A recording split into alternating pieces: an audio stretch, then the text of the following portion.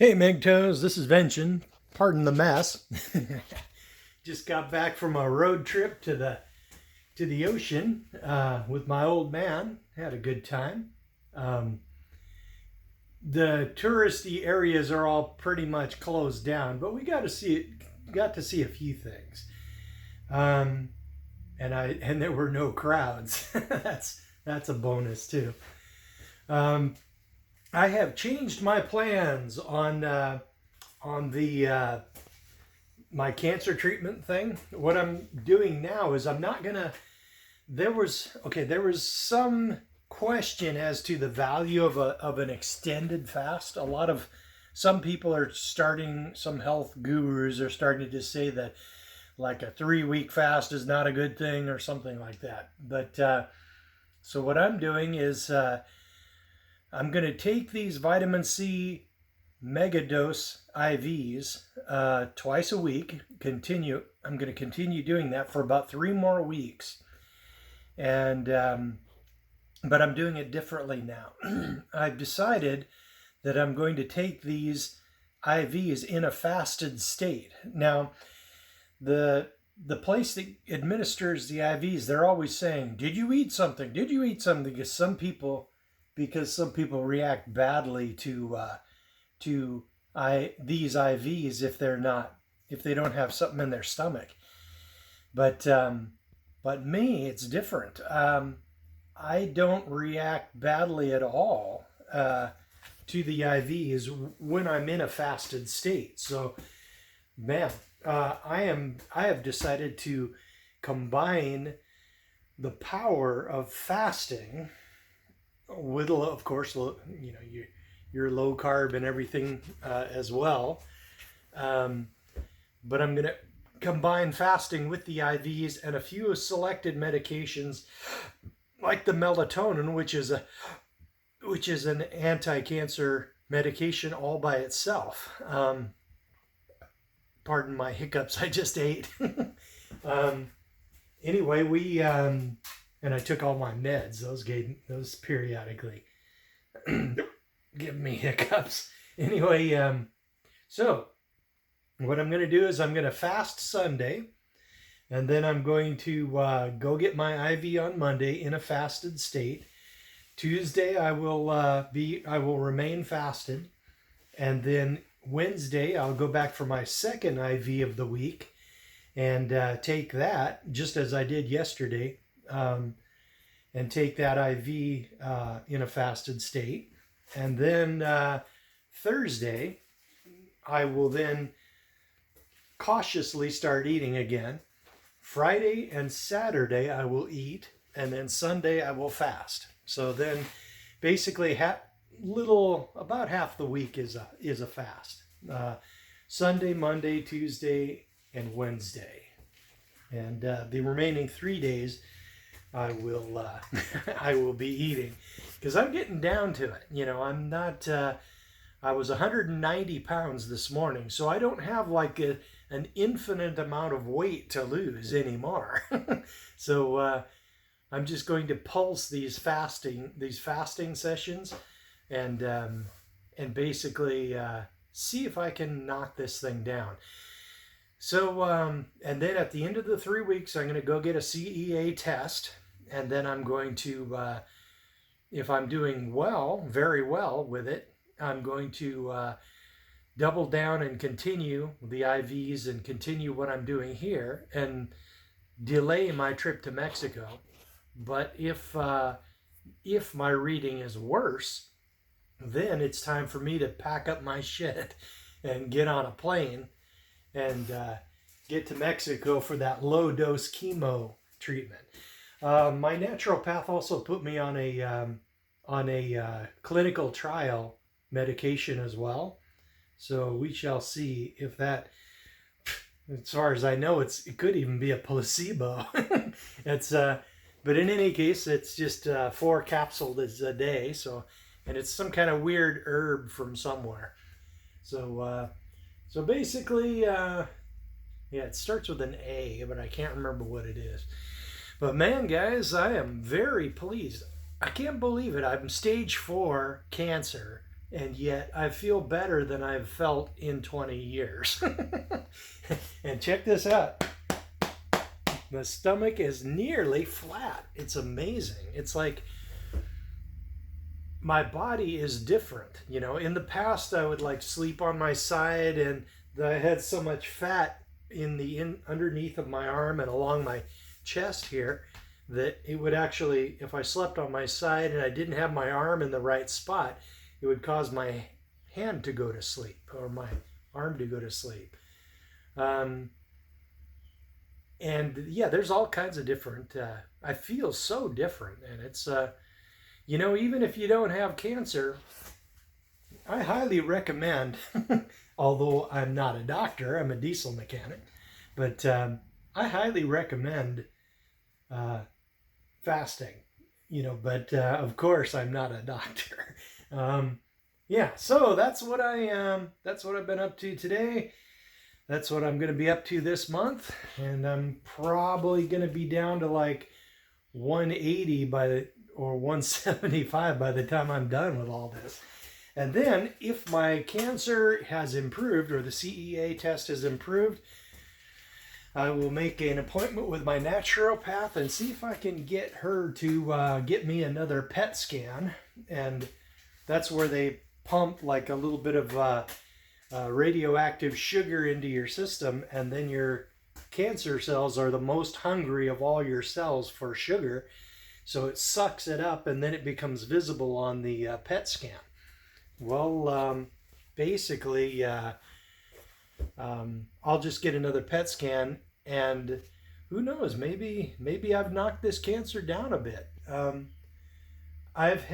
It's pretty gross for me to describe some of these symptoms, but one of the symptoms I used to have was I used to bleed out of my ass when I would take a dump, and that was disquieting to say the least, and that's why I arranged for that colonoscopy and all that. So basically that's the plan. Okay, I'm going to pause this for a second. Okay, back to what I was saying. I was thinking the other day, back to the reason why I'm making this video.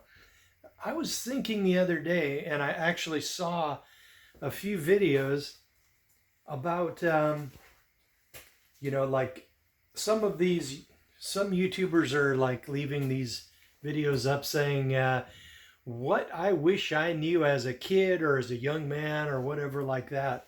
And I'd like to make one of those myself. I kind of had this problem when I was a kid. I'm sort of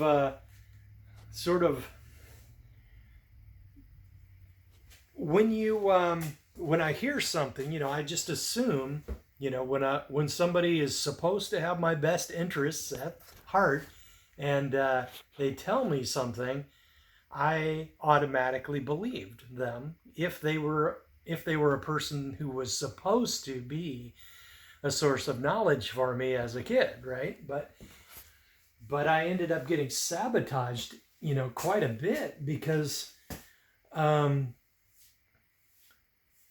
my old man, he wasn't really emotionally available when I was a kid, and my mom, she was not very practical, and she basically when I would get my ass obliterated in like 4th grade or whatever, and you know, and I was being bullied, and my mother just said, well, you shouldn't fight, you know, just ignore them. You shouldn't fight, you know. And I said, okay, I'll try that. And they handed my ass to me for about 2 years before I realized that she was full of shit. A vagina cannot tell a young man or a boy how to handle a lot of the problems that young boys have, right? She was not in a position, she was not able to even understand what it was like for, for a young man to try to, try to mature, try to survive, try to, grow up. she was just absolutely clueless, as 99% of all women are. They have no idea what we deal with. They have no clue what we deal with. They just don't give a shit. We are replaceable parts to them. So what I wish I knew then was the real map of the world, the real facts of the world, instead of this wishy-washy BS, of you shouldn't fight, or you shouldn't defend yourself. Man, if you're a boy or a male, you have got to defend yourself, or you are just going to be ground into dust, man. So yeah, that's one of the reasons why, to some extent, I envy a lot of the young guys who are coming up nowadays. They have just such a vast store of knowledge that they can access, and guys who have been through it, before, who knows, maybe some sixth grader, although I don't like to interact with underage people on my channel, but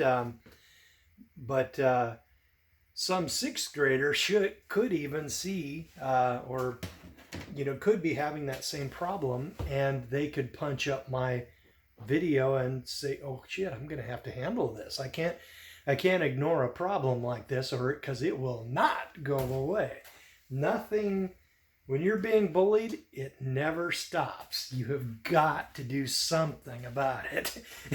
And yeah, it's one of those nasty things, or one of those sad things a male has to learn.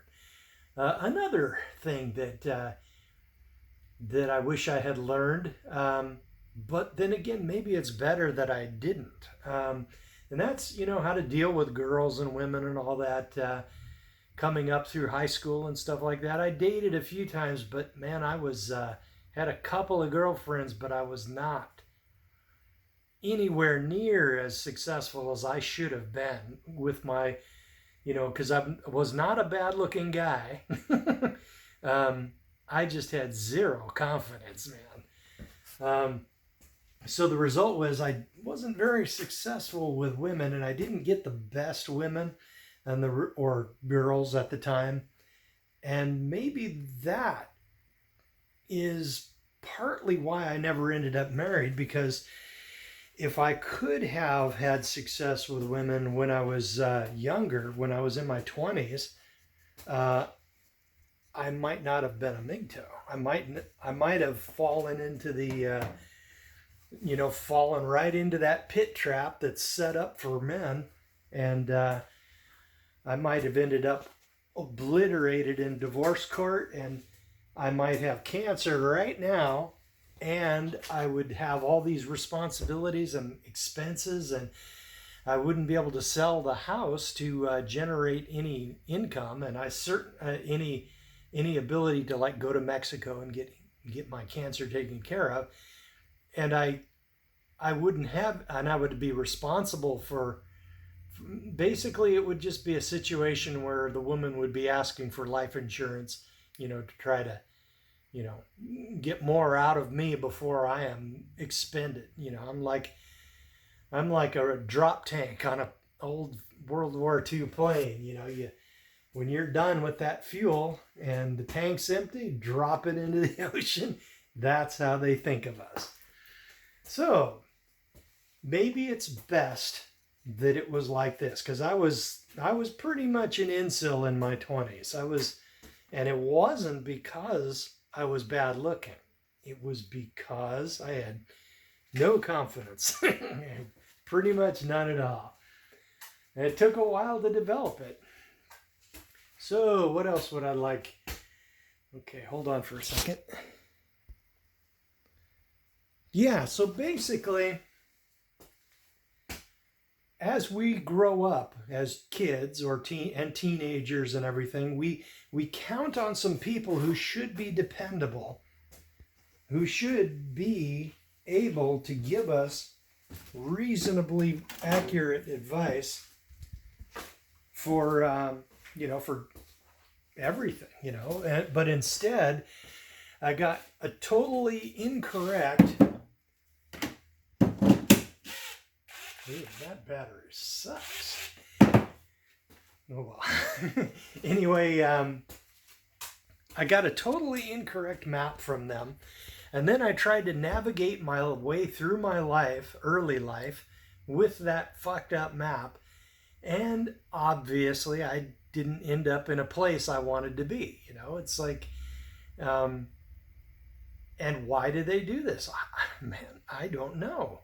It might just be some kind of like reptilian brain thing in a woman, right? Where she has a strong son, coming up, and a couple of daughters and a few daughters, and it could be that some subconscious programming way down in the basic operating system of the human being.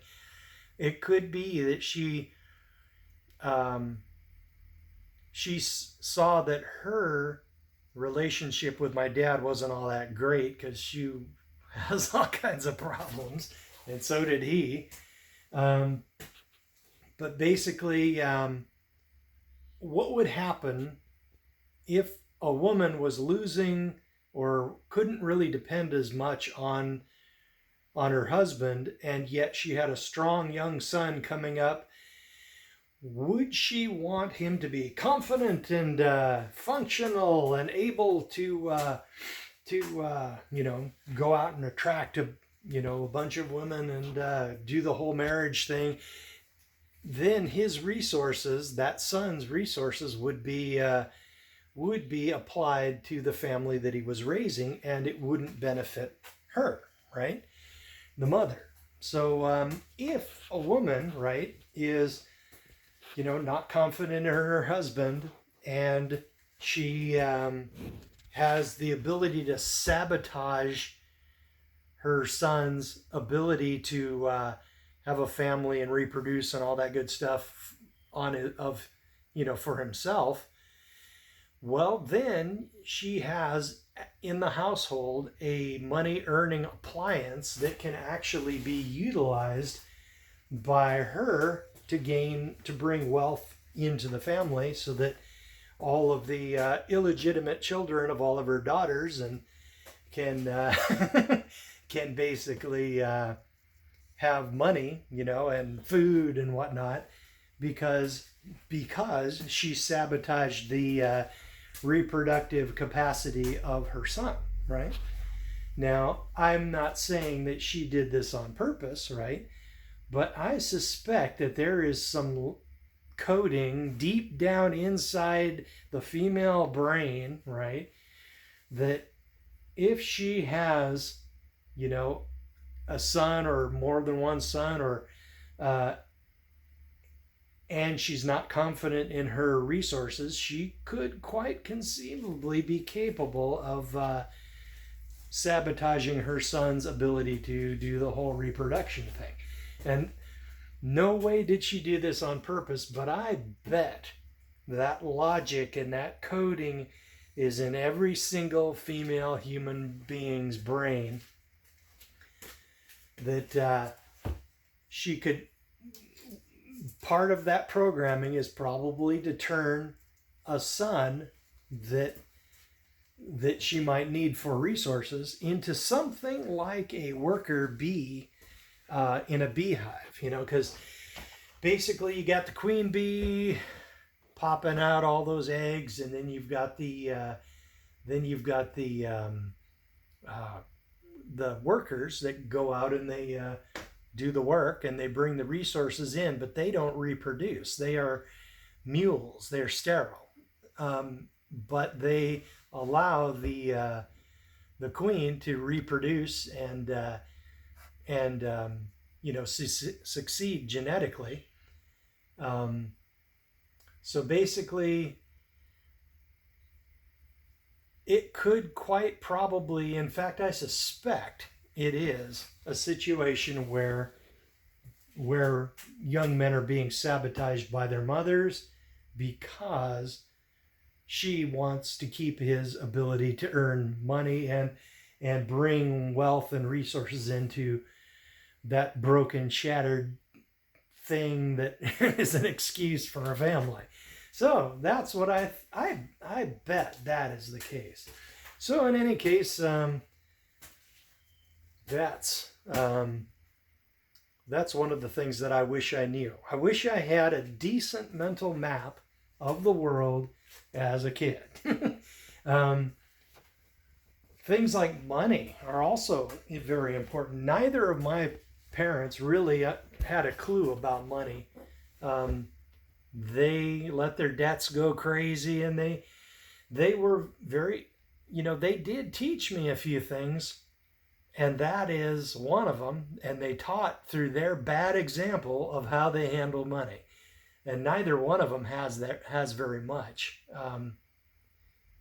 And I looked at that constant poverty as I was growing up, like paycheck to paycheck and scraping by and always having a big store credit card balance for the like the Sears bill.